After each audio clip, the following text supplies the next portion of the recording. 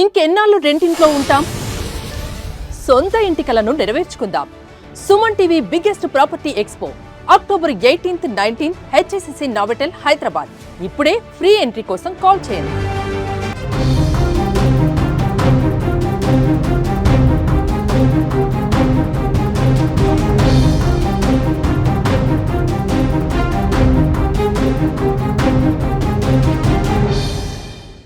సాధారణంగా భార్యని భర్త గృహహింస పెట్టడం అనేక సందర్భాల్లో చూసే ఉంటాం.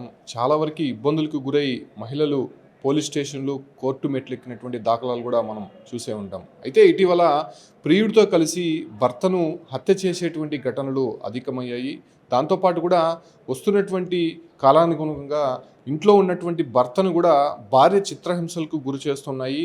అటువంటి కేసులు తమ దగ్గర అనేకం ఉన్నాయి, బాధితులు ఉన్నారని చెప్తూ భార్య బాధితుల సంఘం సంబంధించినటువంటి నేతలంతా కూడా మీడియా ముందుకు రావడం జరిగింది. ప్రస్తుతం వాళ్ళు మనతో ఉన్నారు, వాళ్ళతో మాట్లాడే ప్రయత్నం చేద్దాం. అసలు ఏంటండి భార్య బాధితుల సంఘం అని 2014లో పెట్టారు. అప్పటి నుంచి కూడా ఈ కేసులు అనేది ఏ రకంగా వస్తున్నాయి? ముఖ్యంగా మహిళలపైనే అఘాయిత్యాలు కానీ గృహహింసలు కానీ ఉన్నాయని చెప్పి అనేక సందర్భాల్లో వినే ఉంటాం. బట్ ఇది చాలా విడ్డూరంగా ఉంది.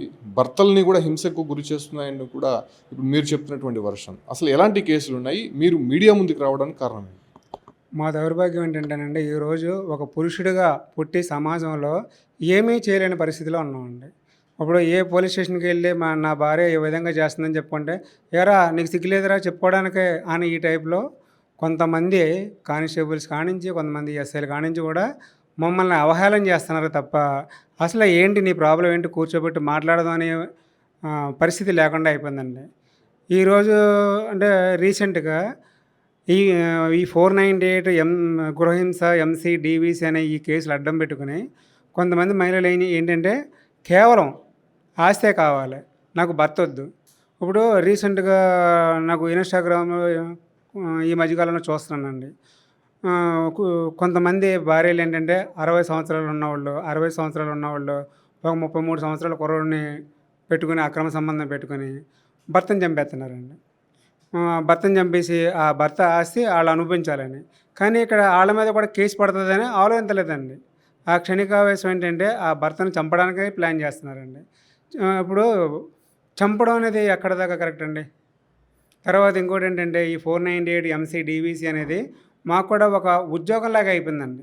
కోర్టుకి వెళ్ళాలి, పోలీస్ స్టేషన్కి వెళ్ళాలి, లేకపోతే లాయర్లు కలిపి పిలుస్తారు, మాకు కూడా టైం వేస్ట్ అవుతుంది. అందుకు మేము గవర్నమెంట్ని ఏమంటున్నాం అంటే, అయ్యో ఎలాగ 498 గృహహింస, ఎంసీ, డీవీసీ ఇచ్చి ఎలాగ మా జీవితాలు నాశనం చేశారు కనుక నెలకి మాకు కూడా ఒక ₹1,00,000 అంటే ఇది అన్ని ఉద్యోగాల కంటే చాలా టఫ్ ఉద్యోగం ఉండేదండి. ఎందుకంటే జీవితాలు కోల్పోతున్నాం అండి ఇక్కడ. అందుకని మాకు కూడా నెలకు ఒక ₹1,00,000 శాలరీ ఇస్తే మేము వాళ్ళందరికీ ఇచ్చుకుంటే వెళ్తాము. అయ్యా దేహి అని అనుకుంటున్నాను మేము ఈరోజు రోడ్డు మీద అండి. ఇక్కడ ఒకటి, మీరు అంతగా ప్రభావితం చేయడానికి కారణం ఏంటి మిమ్మల్ని? అంటే 2014 నుంచి 10 సంవత్సరాల పాటు ఈ సంస్థను నడుపుతున్నారు, అనేక మంది బాధితులు మీ దగ్గర ఉన్నారంటున్నారు. అసలు మీరు ఆ రకంగా మారడానికి, ఈ ఒక్క అసోసియేషన్ పెట్టడానికి కారణం ఏంటి? ఈ చట్టాల వలన చాలామంది ఏంటంటే ఎంత మంచిగా ఉన్నా సరే మంచిగా ఉండనిస్తలేదని మమ్మల్ని ఒక క్రిమినల్గా తయారు చేస్తున్నారు. అది కూడా ఎలాగంటే ఒకవేళ జైలుకి వెళ్ళామనుకోండి, మా పక్కన క్రిమినల్స్ ఉంటారు. మేము ఎంత చదువుకున్నా లాస్ట్కి వచ్చేది ఇదే బతుకు కదా. ఈరోజు ఈ 498 ఎంసీ, డీవీసీ వలన మాకు రావాల్సిన అంటే తల్లిదండ్రుల నుంచి తాత ముత్తాతల ఆస్తులు రావాల్సిన ఆస్తులు కూడా మా అన్నదమ్ములు మా అక్కచెల్లెలు దొంగతనంగా దౌర్జన్యంగా అనిపిస్తున్నారండి. వాళ్ళకు కొంతమంది పోలీసు వారు సపోర్ట్ చేస్తున్నారు, కొంతమంది రాజకీయ నాయకులు సపోర్ట్ చేస్తున్నారు. ఈ రాజకీయ నాయకులు కూడా ఏమంటున్నారంటే, ఎరా నీకు అన్న ఉన్నాడా, సరే ఆ అన్నని చంపే, లేదా తమ్ముడిని చంపే, ఆడు భార్యాబాధితుడు కదా, ఆడికెందుకు ఆస్తి. ఎవరో కదండి, రీసెంట్గా నేనే అనిపిస్తున్నాను. ఈరోజు నా కాలు బాగాలేదండి, నాకు యాక్చువల్గా షుగర్ అండి, నాకు చేతబడి చేపిస్తున్నారు. నా తల్లిదండ్రులకి చేతబడి చేసి నా అన్న కేవలం ఆస్తి గురించి చంపేసి. ఎవరు చేస్తున్నారు? మా అన్నయ్య అండి. మా అన్నయ్యని జిఎస్ గోపాల్ రెడ్డి, అతను హైదరాబాద్లో కరాటే బ్లాక్ బెల్ట్ అండి.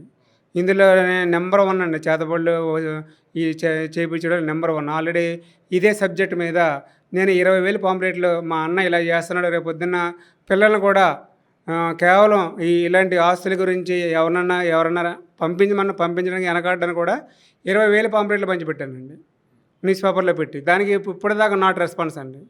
ఇప్పుడు ఆయన ఆస్తి మీద నేను అడుగుతలేదండి, నాకు రావాల్సిన ఆస్తి నాకు ఇమ్మని చెప్తే అడుగుతుంటే చాలా దౌర్జన్యం చేస్తున్నాడండి. ఈ రోజు ఏంటంటే అన్నీ ఉండి ఏమీ లేని బతుకుతున్నామండి. అంటే నేనంటే నేను కదా, నాలాంటి వాళ్ళు కొన్ని లక్షల కోట్ల మంది ఉన్నారండి. ఇది ఎంతవరకు కరెక్ట్ మేము గవర్నమెంట్ని అడుగుతున్నామండి. మీరు ఇచ్చినటువంటి అదే 498, అదే గృహహింస, అదే ఎంసీ, అదే డీవీసీ వలన మేమెందుకు క్రిమినల్గా తయారవ్వాలి? మా చదువులన్నీ ఎందుకు మేము వెనకం చేసుకోవాలి? ఇప్పుడు నా దగ్గర ఒక ఆర్ట్ ఉందండి. నేను ఒకే పేరుని 600 రకాలు రాస్తాను, ఎవరి పేరైనా సరే. ఇలాంటి ఆర్ట్ మనుగడ పడడానికి ముఖ్య కారణం ఈ 498 ఎంసీ డీవీసీల వల్లనే నాకు దగ్గర 11 సంవత్సరాల జీవితం వేస్ట్ అయిందండి. ఫస్ట్ టైం వల్ల, సెకండ్ టైం వల్ల 8 సంవత్సరాల జీవితం వేస్ట్ అయింది. నాకు ఆ జీవితాన్ని ఈ గవర్నమెంట్ ఏమైనా ఇస్తుందా? అంటే నాకు కాదు, నాలాంటి వాళ్ళకి. అంటే 2 పెళ్ళిళ్ళు చేసుకున్నారు మీరు? రెండు ఒక అమ్మాయికి ఫస్ట్ అమ్మాయికి డైవర్స్ ఇచ్చామండి. ఆమె 18 కేసులు పెట్టిందండి. కోర్టు నుంచి డైవర్స్ తీసుకుని సెకండ్ అమ్మాయి చేసుకున్నామండి. అసలు చెప్తున్నాను కదండి, ఈ రోజుల్లో పెళ్లి చేసుకోవడం అంత బుద్ధి తక్కువ ఇంకోటి ఏది లేదండి. ఎందుకంటే అలా దున్నపోతుల్లో మేపాలి తప్ప ఇంకా వేరే దేని గురించి కూడా పెళ్ళి అనేది అంత దరిద్రం ఇంకోటి ఏది లేదండి. నువ్వు నాశనం అయిపోవాలంటే ఖచ్చితంగా పెళ్లి చేసుకో. నువ్వు నాశనం అవ్వకూడదు, నీ బిజినెస్ బాగుండాలి, నీ ఉద్యోగం బాగుండాలి, పైకి ఎదగాలంటే కంపల్సరీ పెళ్లి చేసుకోవద్దు. మిమ్మల్ని ఏ రకంగా ప్రభావితం చేసింది? మీరు ఏ రకంగా ఇబ్బంది పెట్టారు? అసలు మీ ప్రొఫెషన్ ఏంటి? నేను లీగల్ అడ్వైజర్ అండి ఈ భార్య బాధితుల సంఘానికి. నేను ఇప్పుడైతే నాకైతే అటువంటి సమస్య ఏం రాలేదు, కానీ నాకు బంధువర్గం కానీ నా బంధుమిత్రులు కానీ వీళ్ళకి సమస్యలు ఎన్నో నేను చూశాను, వాళ్ళ పరిష్కారం కూడా నేను చేశాను. సో ఈ సంస్థకి నేను ప్రభావితంగా అయ్యి ఎందుకు ఈ సభ్యుడిగా అయ్యానంటే, ఇటువంటి సమస్యలు మగవాళ్ళకి వస్తున్నాయి, ఈ కాలంలో ఎక్కువ అయిపోయాయి. మగవాళ్ళకి ఈ యొక్క వాయిస్ ఇచ్చేటటువంటి వ్యక్తులే లేరు. చట్టం పైన అవగాహన ఉండే వాళ్ళు కూడా చాలా తక్కువ మంది. ఈ చట్టం పైన అవగాహన ఉన్నా కూడా మగవాళ్ళకి వ్యతిరేకంగానే ఉన్నాయి, కానీ చట్టాలు సమర్థవంతంగా లేవు. దీంట్లో మార్పులు చేర్పులు అవసరం. రాజకీయ నాయకులు ఎంతకాలం ఓట్ల కోసం మహిళలకి రకరకాల చట్టాలు తీసుకొస్తున్నారు, వాళ్ళ మంచి కోసం చేస్తున్నారు, బాగుంది. కానీ మగవాడిని విస్మరిస్తున్నారు. మగవాడిపైన లైంగిక వేధింపులు, మానసిక వేధింపులు, ఆస్తి తగాదాలు, సొసైటీలో ఆ పేరు కూడా పోయే పరిస్థితి వస్తుంది.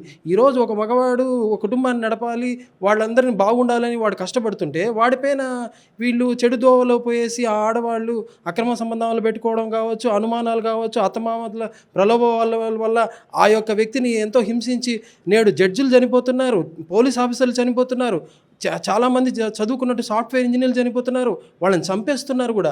ఇది వీళ్ళ యొక్క సెల్ఫిష్ కోరికల వల్ల, వీళ్ళ యొక్క స్వార్థ ఆలోచనల వల్ల, నేరో మైండెడ్ వల్ల, ఇంటెలిజెన్స్ ప్రాబ్లం వీళ్ళకి ఇలా ఉండడం వల్ల ఆ బిడ్డలు ఎంత నలిగిపోతారు, సమాజం ఎంత చెడిపోతుంది, పిల్లలు తప్పుదోవ పట్టడానికి ఇంకా కారణమవుతుంది.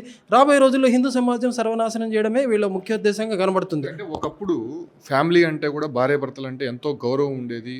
వాళ్ళు మరో సైడ్ ట్రాక్ అనేది లేకుండా ఆ ఒక్క ఫ్యామిలీ అనేది లీడ్ చేస్తూ వస్తూ ఉన్నారు. ఇప్పుడు ఎందుకు ఆ రకంగా మారారు? అసలు కాలానుగుణంగా ఏ రకంగా మారే అవకాశాలు ఉన్నాయంట? చాలా మంచి ప్రశ్న వేశారండి. ఎందుకంటే సమాజంలో ఇప్పుడు అందరూ చూస్తున్నారు, సోషల్ మీడియా చూస్తున్నారు, ఇంటర్నెట్ చూస్తున్నారు, ప్రతిదీ చేతిలో అన్నీ కనబడుతున్నాయి. తప్పుదోవపోవడానికి చాలా ఈజీగా ఉంది సమస్య.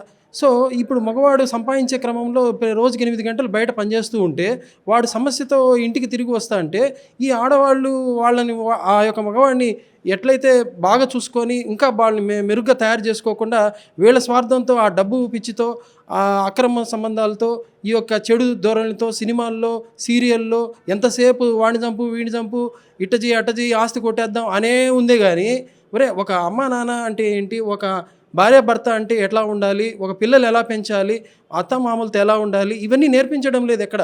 ఇవి చదువుల్లో కూడా చెప్పే పరిస్థితి కూడా లేదు. కాబట్టి సమాజం ఇంకా తీవ్ర స్థాయిలో అయిపోతుంది. ఫైనాన్షియల్గా వీళ్ళు సెల్ఫిష్గా అయిపోయేసి ఆ భర్త దగ్గర ఉండే ఆస్తిని సులువుగా కొట్టేయచ్చనే ఒక మార్గం ఈ చట్టాల్లో ఉన్నాయి. కాబట్టి చదువురాని ఆడవాళ్ళు కూడా బాగా డబ్బున్నోడిని చేసుకొని వాడి ఆస్తిని లాగేసి వాళ్ళ ఇంట్లో వాళ్ళని కూడా ఇబ్బంది పెట్టే పరిస్థితులు ఈ చట్టాల్లో ఉన్నాయి. అవి ఎన్నో వేల కేసుల్లో రుజువులు అయినాయి కూడా. ఇవన్నీ చెప్పుకోవడానికి, వాయిస్ ఇవ్వడానికి మగవాడికి ఎక్కడుంది? ఏ పోలీస్ స్టేషన్కి పోయినా, ఏ కోర్టుకు పోయినా వాడిని తిప్పుతారు, కానీ వాడికి సమస్య పరిష్కారం జరిగేది అంటే మహిళల పరిస్థితి కూడా అలాగే ఉంది కదా. గృహహింస కావచ్చు, అనేక సందర్భాల్లో ఒత్తిడిలు ఎదుర్కోవడం, వారి దగ్గర నుంచి చాలా వరకు హత్యలు కూడా జరిగాయి. సో అటువంటి సందర్భాల్లో కోర్టులో కూడా న్యాయం జరగాల్సినటువంటి సందర్భాలు కనిపించలేదు. పోలీస్ స్టేషన్కి వెళ్ళినా దాదాపు రోజుల తరబడి, నెలల తరబడి అక్కడ మహిళల్ని కూర్చోబెట్టడం, కోర్టుకు వెళ్తే కూడా దాదాపు కొన్ని సంవత్సరాల పాటు తిప్పించుకున్నటువంటి సందర్భాలు. ఎస్, మీరు చెప్పింది చాలా వాస్తవము. ఇంకొకటి ఏంటంటే నేషనల్ ఉమెన్స్ కమిషన్ ఉంది, ఆ రాష్ట్ర ఉమెన్స్ కమిషన్ ఉంది, కానీ మగవాళ్ళకి ఏ కమిషన్ ఉంది? మగవాడు కూడా సమానుడే కదా. మగవాడినే ఎంతసేపు తప్పు పడతారు కానీ ఆడవాళ్ళు చేసే తప్పులను ఎందుకు మాట్లాడే ఒక సంస్థ లేదు, ఒక వాయిస్ లేదు. ఇప్పుడు మగవాడికి కూడా అవసరం కదా. సో ఇది ఆ ఉద్దేశంతోనే ఇది తీసుకొచ్చాము. మగవాడు ఆడవాడు ఇద్దరు సమానమైనప్పుడు వీళ్ళకు కూడా హక్కు ఉండాలి కదా. కేవలం చట్టాలు ఆడవాళ్ళకే ప్రత్యేకంగా పెట్టి వాళ్ళ సమస్యలనే సరిగ్గా పరిష్కారం చేయలేదని అంటున్నారు. నిజమే, మరి మగవాళ్ళ సమస్యలు కూడా పెరుగుతున్నాయి కదా. అంటే ఎక్కడ లోపం జరుగుతుంది? ఈ యొక్క రాజకీయ నాయకులు వీళ్ళకి ఓట్ల ధోరణి కేవలం ఆడవాళ్ళ దృష్టితో ఓట్ల ధోరణితో చట్టాలు తయారు చేస్తున్నారు కానీ మగవాళ్ళని విస్మరిస్తున్నారు. కాబట్టి ఒక సమాజంలో ఒక ఇంబ్యాలెన్స్ అనేది ఏర్పడుతూ ఉంది. దీన్ని మనం అడ్రస్ చేయాలంటే సమాజంలో ఇటువంటి మేధావులు అందరూ కలిసి దీనిపైన పరిష్కారం చేసే దిశగా ఒక సంస్థ ఒక ఫార్మల్గా రావాలి కాబట్టి వచ్చాం. సో ఒక పెద్ద ఆయన ఉన్నారు, ఏంటి పెద్ద అయినా మీరు కూడా జాయిన్ అయినారు దీంతో? మేము కూడా మెంబర్షిప్ అండి భార్యాభర్తల సంఘంలో. మీ భార్య ఏం చేసింది? 78లో నా పెళ్ళి అయింది. 80లో కొడుకుని కానీ కొడుకున్న హ్యాండ్ చేసి వెళ్ళిపోయింది సార్ అమ్మగారింటికి. అప్పటి నుంచి డీవీసీ, ఎంసీఏ, గృహహింస అన్నీ పెడతా ఉండదు, నశించి చేస్తుంది. దీనికి గవర్నమెంట్ కూడా ఏ పరిష్కారం ఎటువంటి వాళ్ళకి చేయకూడదు. నా ఎటువంటి వాళ్ళు 10,000 మంది ఉన్నారు. మీకు ఇంతమంది పిల్లలు ఉన్నారు, ఇంత వయసు వచ్చినా కూడా మీకు మీరు కూడా కేసులు సార్, నా కొడుకు పైన కూడా కేసులు పెట్టింది ఆ అమ్మాయి భార్య. వాళ్ళ కొడుకు పైన కూడా కేసులు పెట్టింది. బిడ్డ అనుకోకన్నా కూడా అంత హీనంగా పెట్టింది. కాబట్టి ఇటువంటి తల్లులు ఉంటే లేకపోతే అటువంటి బిడ్డలకు, అందువల్ల నీ సంఘంలో నెంబర్ అయినా. అంటే మీరు చాలా వయసు కలవారు, మీ కాలంలో చాలా వరకు కూడా మీ ఫ్యామిలీ చాలా కూల్గా ఉండేది, వాళ్ళ ఇంట్లోనే ఉండి సంసారం చేసుకునేవాళ్ళు. బట్ ఇప్పుడు అందరూ కూడా సమానం అనేటువంటి ఒక రూల్ తీసుకొచ్చారు. మహిళలు కూడా పురుషులతో సమానంగా సంపాదనలు చేస్తున్నారు, అన్నీ చేస్తున్నారు కదా. మరి ఇప్పుడు మీరు మిమ్మల్ని ప్రభావితం చేసినటువంటి అంశాలకు సంబంధించి అంటే మీరు ఈ ఒక్క సంఘంలో చేరాల్సినటువంటి సందర్భం ఎందుకు వచ్చింది? వచ్చింది సార్, ఇబ్బందులు పట్టించి నాకు ఇన్ని కేసులు పడినాయి కాబట్టి డీవీసీ కేసు, ఎంసీఏ, ఇంకోటి ఓఎస్, ఆస్తిలో భాగం కావాలని ఇవన్నీ పెట్టి కొడుకు పైన కూడా కేసు పెట్టింది. మా అమ్మ పైన పెట్టింది. మా అమ్మ కూడా ఆమె భర్తలేమో ఆయన కూడా పాపం మనసు మీద 7 ఏళ్ళు వెళ్ళాడు ఎత్తేసిన. ఇన్ని కేసులు పెట్టి ఈ బాధ మరో పురుషునికి రాకూడదని ఈ నెంబర్లో ఈ సంఘంలో చేరినా సార్. ఏంటి సార్ మీరు ఎలా ప్రభావితం? నా పేరు దాసుమణి రెడ్డి సార్, తిరుపతి భార్యాభర్తల సంఘం జిల్లా అధ్యక్షుడిని. నేను బాధితుని. నేను 498 వేసి తర్వాత వచ్చి ఆమె మ్యూచువల్ 498 రద్దు చేసుకుంటే నేను కేసు రద్దు చేసుకుంటాను, మ్యూచువల్ డైవర్స్ సంతకం పెట్టు అనేసానండి. అందుకని అట్లా జరగాల్సి వచ్చింది. కానీ నా మున్సిపల్ ఆఫీస్లో వర్క్ ఇన్స్పెక్టర్ పనిచేస్తున్నాను. ఆ ఉద్యోగం ఈ కోర్టు కేసుల్లో తిరిగి పోయింది. తర్వాత ఈ టెన్షన్ భరించలేక హార్ట్ పెయిన్ కూడా వచ్చింది. స్టంట్ వేసుకున్నాను. ఈరోజు ఉద్యోగం పోయింది, తర్వాత వచ్చి ఆధారము లేకుండా పోయింది. కాబట్టి నేను నాకు జరిగిన అన్యాయము ఈ సమాజంలో ఈ మగవాళ్ళకి ఎవరికి జరగకూడదు అనేది నా ఉద్దేశం. ఇంకొక మెయిన్ కారణం అంటే పురుషులకంటూ గవర్నమెంట్ పథకాలు ఏమీ లేవు. పెన్షన్ కానీ, తర్వాత ఇంటి పట్టా కానీ, రేషన్ కార్డు కానీ అన్నీ ఆడవాళ్ళ పేరుతోనే ఉన్నాయి. కాబట్టి పురుషులకు కూడా ఇది ఏదైనా జరిగిన తర్వాత పురుషులకు కూడా ఇవ్వాలా అనేది మా డిమాండ్. తర్వాత వచ్చి తిరుపతి జిల్లాలో మగవారు అంటే ఒంటరి పురుషులకి ఒక మోరల్ సపోర్ట్గా ఉండాలని, ఎవరైనా బాధల్లో ఉన్నప్పుడు హాస్పిటల్లో పోలేకుండా ఇంకేదైనా సమస్యల్లో ఉన్నప్పుడు నన్ను సంప్రదిస్తే నేను వాళ్ళకి మానసిక ధైర్యాన్ని ఇచ్చేదానికి నేను సిద్ధంగా ఉన్నాను. ఇక్కడ భార్యాభర్తల సంఘంలో కేవలం మగవారే కాదు, ఆడవారు కూడా వచ్చారు. అసలు వాళ్ళు ఎందుకు వచ్చారో కనుక్కుందాం. ఏంటమ్మా ఇది బాధ్యతల సంఘం అని మీకు తెలుసు, కానీ భార్యలు భర్తల్ని వేధిస్తున్నారని చెప్పి వీళ్ళందరూ కూడా బయటకు వచ్చారు. మరి మీకు ఎటువంటి సమస్యలు? యాక్చువల్గా నేను కూడా ఒక మహిళనే, నన్ను క్షమించాలి. మహిళలకు వ్యతిరేకంగా నేను ఎందుకు మాట్లాడుతున్నా అంటే అందరు మహిళలకు కాదండి, కొంతమంది మహిళలకు మాత్రమే. కొంతమంది మహిళలు అంటే రీసెంట్గా హైదరాబాద్లో ఒక జడ్జి గారు 27 ఇయర్స్లో ఒక జడ్జి పోస్ట్ కొట్టి తల్లిదండ్రులకు దూరం అయ్యాడు. 1 ఇయర్ బేబీ తన కూతురికి దూరం అయ్యాడు. దేనికి? 498 ఏ రోజైతే కేసు తను అమ్మగారి ఇంటికి వెళ్తున్నాను వెళ్ళిన వైఫ్ తిరిగి ఇంటికి రాలేదు.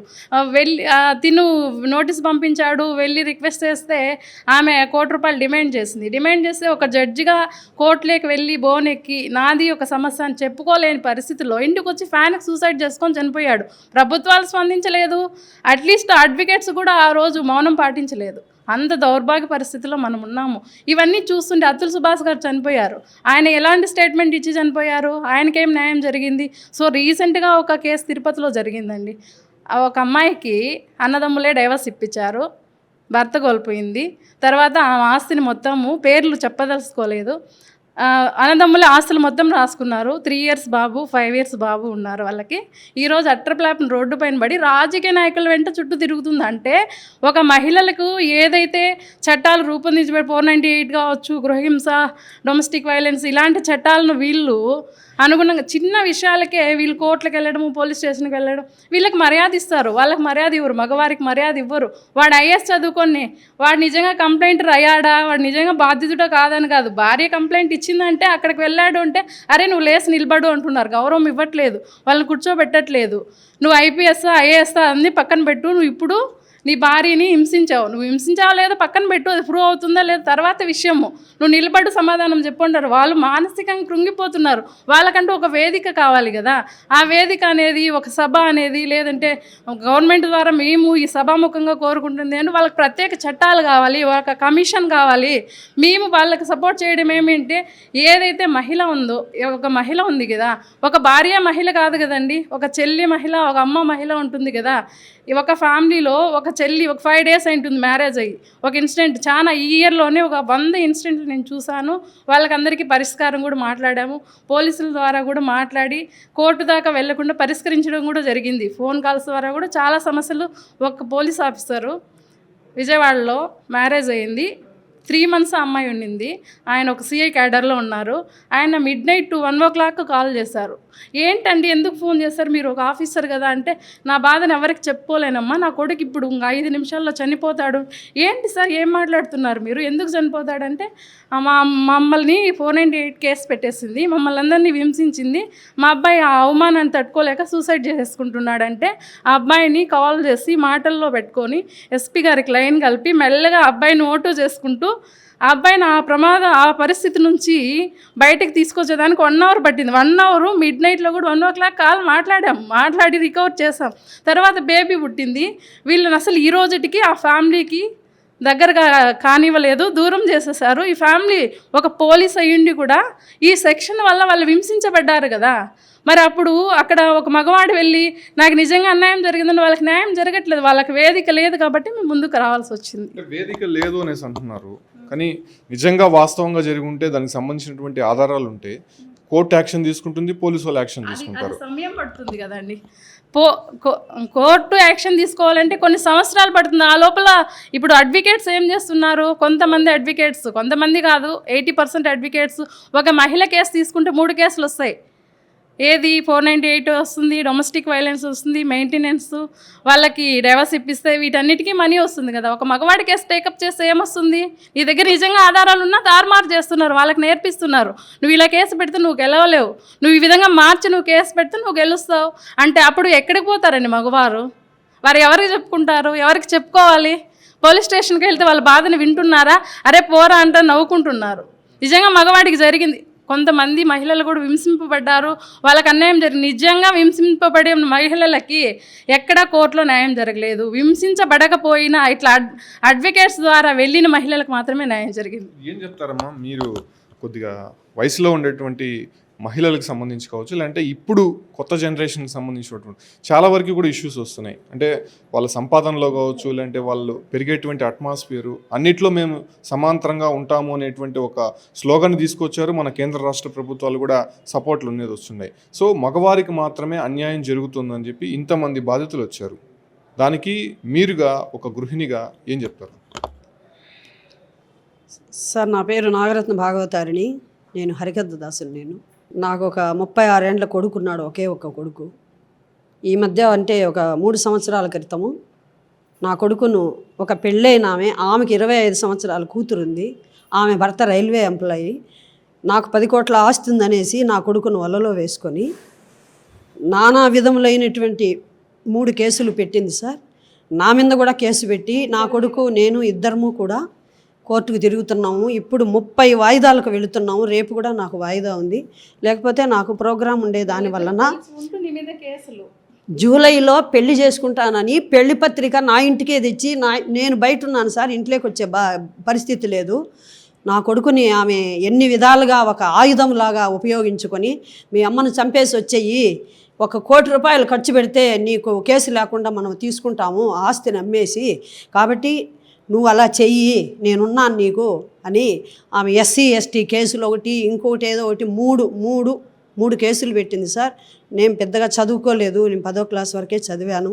భారతం, రామాయణం, భాగవతం ఇవన్నీ కూడా చెప్తాను. నేను ఒక 45 ఏళ్ళ అనుభవం ఉంది నాకు. ఏ గ్రేడ్ ఆర్టిస్ట్ నేను, ఒక రేడియో, ఆల్ ఇండియా రేడియోలో. ఇలాంటి పరువు కలిగినటువంటి నేను కూడా ఒక స్త్రీనే కదా సార్, ఒక కళాకారిని. అలాంటి మా ఇంటికి ఎన్నిసార్లు పోలీసులను పిలుచుకొని వచ్చి దౌర్జన్యం చేసి, బయట రావే నువ్వు, నిన్నేం చేస్తాను చూడు, నీ కొడుకు నా వలలో ఉన్నాడు, నువ్వేం ఏం చేసుకుంటావో చేసుకో అని ఇలాంటివన్నీ చేస్తూ ఒక స్త్రీగా ఆమెను చేతులెత్తి నమస్కారం చేసి, అమ్మ నువ్వు కూడా ఒక ఆడబిడ్డవి, నీకు కూడా ఒక కూతురు ఉంది, రేపు ప్రొద్దున నీ కూతురికి కూడా ఒక పెళ్లి కావాలి కదా, వద్దమ్మా నా బిడ్డను రేపు నాకు తలకొరువు పెట్టే నా కొడుకు లేకుండా చేస్తావా అని చెప్పి ఎన్నో విధాలుగా అడుక్కున్నాను సార్. ఏం జరగలేదు. పోలీసు వాళ్ళకి చెప్పాను, తర్వాత ఎస్పీ గారికి కంప్లైంట్ ఇచ్చాను, కలెక్టర్ గారికి కంప్లైంట్ ఇచ్చాను. కేసులు అయితే జరుగుతున్నాయి. ఆమెను పిలిపించి ఈరోజు కూడా ఒక్క మాట నువ్వు ఇలా తప్పు చేశావా అని నిలదీయలేదు కదా సార్. ఆడవాళ్ళ పోలీస్ స్టేషన్కి పిలిపించి నీ కొడుకు నన్ను పెళ్లి చేసుకోలేదు, నా ఇంటికి రాలేదు అని చెప్పి నన్ను పిలిస్తే ఆడవాళ్ళ పోలీస్ స్టేషన్కి కూడా నన్ను రప్పించారు సార్. 3 ఏళ్ళుగా కోర్టులు తిరుగుతున్నాను సార్ నేను. ఇంకా ఏం సార్, ఆమె మహిళే, నేను ఏజ్డ్ పర్సన్, నాకు 61 నాకు ఏజు. ఇలాంటి స్థితిలో నన్ను ఇలా బాధ పెట్టడం, నా కొడుకుని నీ వల్ల వేసుకొని ఇలా చేయడం ఎంతవరకు సబబు సార్? చరిత్రలో చింతామణి అలాంటి వాళ్ళు, వేమన లాంటి వాళ్ళు ఆడవాళ్ళ మాయలో పడి మళ్ళీ వాళ్ళు యోగులయ్యారు. కాబట్టి నా బిడ్డను కూడా కాపాడుకోవాల్సిన బాధ్యత నాకుందా లేదా సార్? కాబట్టి నాకు ఇలాంటి బాధలు ఉన్నాయి. నేను కూడా కోర్టు తిరుగుతున్నాను సార్. మగవారికి కూడా సమాజం పట్ల అవగాహన ఉంది కదా, మళ్ళీ ఒక మహిళ వచ్చి ట్రాప్ చేసేంత పథకం వేసిందంటే ఆ ట్రాప్లో ఎట్లా పడిపోతాడు? అంటే ఇప్పుడు యూత్ ఎందుకు పడ్డాడు అనే దానికి సినిమాలు, తర్వాత పబ్బులు, ఇంకొకటి మరొకటి ఇలాంటి వాటితో వాళ్ళు ఎలా వలలో వేసుకుంటారో నాకైతే తెలియదు సార్. తల్లి 35 ఏళ్ళు పెంచిన కొడుకుని నా మాట వాడు వినలేదంటే, మధ్యలో వచ్చినటువంటి ఆమె ఒక 3 ఏళ్ల క్రితం వచ్చినటువంటి ఆ వలలో ఇలా పడ్డాడంటే దీనికి నేను ఏమని చెప్పాలి? నేను కూడా ప్రపంచం తిరిగాను, ఏమని చెప్పాలి అర్థం కాక కోర్టు తిరుగుతున్నాను. మహిళలు ఆ రకంగా ప్రభావితం కావడానికి భార్యలు వాళ్ళు ఇప్పుడు మ్యారేజ్ అయిన తర్వాత కొడుకుని కోడల్ని ఎంతవరకు పరిమితం చేయాలో అంతవరకే పరిమితం చేయాలి. ఇంట్లో తల్లి పెత్తనం ఎక్కువైంది, వాళ్ళ కుటుంబ సభ్యుల పెత్తనాలు ఎక్కువైనాయి అని కూడా ఈ రకంగా భార్యలు మారేటువంటి అవకాశం కనిపిస్తుంది. అటువంటి కేసులు కూడా ఎక్కువ కనిపిస్తున్నాయి కదా, ఏం చెప్తారు? అలాంటి వాళ్ళు కూడా ఉన్నారు సార్, లేదని చెప్పట్లేదు. కానీ అందరూ అలాంటి వాళ్ళే లేరు కదా సార్. అలాంటి వాళ్ళే ఉన్నారు అని అలాంటి వాళ్ళు కూడా ఉన్నారు, లేరని చెప్పలేదు. అలాంటి వాళ్ళకు కూడా కోర్టులు శిక్ష విధిస్తారు. కానీ అందరూ అలా కాదు కదా. నాలాగా మోసపోయి, నాలాగా బాధలు పడి, నాలాగా కొడుకును పోగొట్టుకొని ఈ ఊరిలోనే ఆమె నా కొడుకుతో తిరుగుతూ బండెక్కి, సార్ 12 లక్షల రూపాయలు నా ఇంట్లో బంగారుతో సహా ఎత్తుకొని ఆమెకి ఇచ్చేసాడు. ఇంట్లో ఈవెన్ టీవీ చీపురు కట్టుతో సహా ఎత్తుకొని ఆమెకి ఇచ్చేసాడు, బియ్యంతో సహా. ఇవన్నీ ఎలా చెప్పుకోగలం సార్ ప్రజలకి? అందుకే మీడియా నేను ఇందులో ఉపాధ్యక్షురాలు సార్, భార్య బాధ్యతల సంఘంలో నేను కూడా ఉపాధ్యక్షురాలుగా ఉన్నాను. సరే, వీళ్ళు చెప్తున్నటువంటి వర్షన్ అంటే అందరూ కాదు, కొంతమంది భార్యల వల్ల ఇబ్బంది పడుతున్నటువంటి అంశాలను తెరపైకి తీసుకొని వస్తూ మరెవరికి ఇలాంటి జరగకూడదు. ఎందుకంటే ఒక భార్య అనేది భర్తను టార్గెట్ చేస్తే అతని భవిష్యత్తుతో పాటు అతను ఇప్పటివరకు నిర్మించుకున్నటువంటి ఏదైతే ఫ్యూచర్ ఉంటుందో దాంతోపాటు వాళ్ళ కుటుంబ సభ్యులు కూడా పూర్తిగా కూడా నష్టపోయేటువంటి అవకాశం ఉంటుంది. మొత్తం ఆ ఒక ఫ్యామిలీ మొత్తం కూడా స్పాయిల్ అయ్యి వేరే రకమైనటువంటి ఒక ట్రాన్స్లో వెళ్ళేటువంటి సందర్భాలు చాలా ఉన్నాయి. కాబట్టి అటువంటి జరగకూడదు అనేటువంటి విషయం పైన ఏదైతే పురుషులు కూడా ఇబ్బంది పడితే భార్యల వల్ల దానికోసం కొత్త చట్టాలు తీసుకురావాలని చెప్పి ప్రభుత్వాన్ని డిమాండ్ చేస్తూ వీళ్ళందరూ కూడా మీడియా ముందుకు వచ్చారు. దాదాపు 10 సంవత్సరాల నుంచి వీళ్ళు ఫైట్ చేస్తున్నారు. అంటూ అందరూ కాదు, చాలామంది మహిళలు కూడా ఇబ్బందులు ఎదుర్కొంటున్నారు. అందులో భాగంగా పురుషులు ఎదుర్కొంటున్నటువంటి కొంతమంది భార్యలు పురుషులను టార్గెట్ చేసుకున్నటువంటి వారిని మాత్రమే మేము కొంత ఆశ్రయం ఇచ్చేటువంటి విధంగా వాళ్ళకి సహాయం చేసే విధంగా ఈ భార్య బాధితుల సంఘం ఉంటుందని చెప్పి కూడా వీళ్ళందరూ మీడియా ముందుకు వచ్చినటువంటి పరిస్థితి కనిపిస్తుంది.